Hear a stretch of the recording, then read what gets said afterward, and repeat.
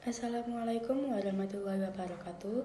Halo sedaya tepangaken, nami kula Jehan Kirana Pranama Widianto, saged dipun timbali Jehan.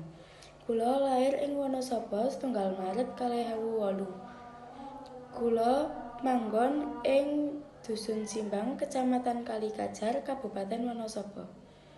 Samenika kula lenggah ing bangku kelas 11 SMK Negeri 1 Wonosobo. Leresipun ing jurusan TKJ utawa Teknik Jaringan Komputer. Ing mriki kula badhe nepangaken diri kula.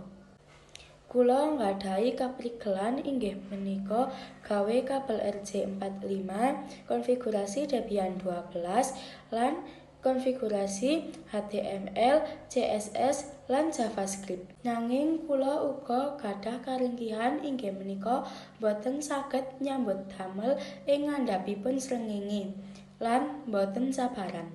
Ing penjelasan menika kula saged mendhet nilai becik dening diri kula. Inggih menika ndadosaken kula tiyang ingkang boten gampil nyerah, disiplin, lan semangat. Uga kekurangan kula boten ndadosaken kula patah semangat nalika belajar.